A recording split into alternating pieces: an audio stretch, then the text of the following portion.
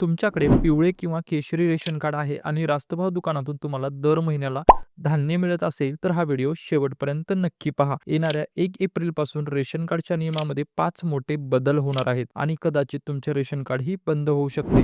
तर मित्रांनो, आजच्या व्हिडिओमध्ये आपण रेशन कार्डच्या नवीन नियमाबद्दल डिटेल्समध्ये माहिती पाहणार आहोत. त्यामुळे या व्हिडिओला अजिबात स्किप करू नका. चला तर व्हिडिओला सुरुवात करूया. तर मित्रांनो, नियम क्रमांक 1 मध्ये असणार आहे तुमची उत्पन्न मर्यादा. शासनाच्या नवीन नियमानुसार शहरी भागामध्ये जर तुमच्या कुटुंबाचे वार्षिक उत्पन्न 3 लाख रुपयेपेक्षा जास्त असेल आणि ग्रामीण भागामध्ये 2 लाख रुपयेपेक्षा जास्त असेल, तर जे असे कुटुंब आहेत ते रेशन कार्डसाठी अपात्र ठरणार आहेत आणि भविष्यामध्ये तुमचे जे रेशन आहे ते बंद होऊ शकते. त्यानंतर मित्रांनो, नियम क्रमांक 2 असणार आहे चारचाकी वाहनाबद्दल. जर एखाद्या कुटुंबाच्या नावावर कार, ट्रॅक्टर, इतर चारचाकी वाहन असेल, तर अशा कुटुंबांना रेशनचा लाभ मिळणार नाही. सरकारच्या म्हणण्यानुसार असं आहे की असे कुटुंब आर्थिकदृष्ट्या सक्षम आहेत आणि अशा कुटुंबांना रेशन मिळू शकत नाही.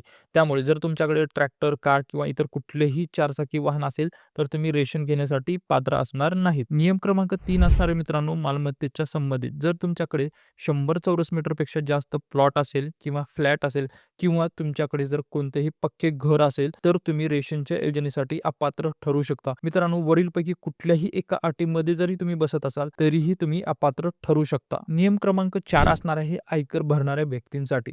जर कुटुंबातील कोणताही व्यक्ती आयकर भरत असेल, तर त्या संपूर्ण कुटुंबाचे रेशन कार्ड बंद होऊ शकते.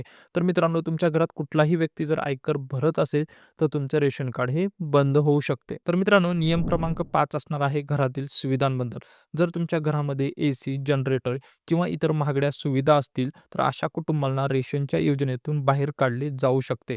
तर मित्रांनो, यामध्ये शासनाचे उद्दिष्ट असणार आहे की खरोखरच गरजू आणि गरीब कुटुंबांना रेशनचा लाभ मिळाला पाहिजे आणि जर कोणी यासाठी पात्र नसेल, तर त्यावरती कारवाईही शासन करू शकतं. तर मित्रांनो, तुमचं रेशन बंद होऊ नये यासाठी तुम्हाला काय करायचं आहे, तुम्हाला जवळच्या रेशनच्या दुकानामध्ये जायचं आहे, तुमचं आधार कार्ड घेऊन आणि तुमची ई-के-वाय-सी करायची आहे आणि ई-के-वाय-सी ही कुटुंबातील प्रत्येक व्यक्तीला करायची आहे. जर तुमच्या कुटुंबामध्ये जर 5 व्यक्तीचं तुम्हाला धान्य मिळत असेल, तर 5ही व्यक्तींना तुम्हाला ई-के-वाय-सी करणे बंधनकारक असेल. तर मित्रांनो, तुम्हाला जर रेशन दुकानावर जाणं शक्य नसेल, तर तुम्ही घर बसल्या तुमच्या मोबाईलमध्ये मेरा ई-के-वाय-सी हा ॲप डाउनलोड करायचा आहे आणि तुमच्या मोबाईलमधून पण तुम्ही ई-के-वाय-सी करू शकता.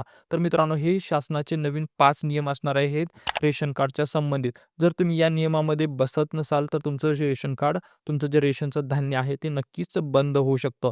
तर मित्रांनो, हा जर व्हिडिओ तुम्हाला महत्त्वपूर्ण वाटला असेल, तर या व्हिडिओसाठी एक लाईक नक्की करा आणि अशाच नवीन अपडेटसाठी माझ्या यूट्यूब चॅनलला सबस्क्राईब करायला विसरू नका. व्हिडिओ शेवटपर्यंत पाहिलात त्याबद्दल धन्यवाद.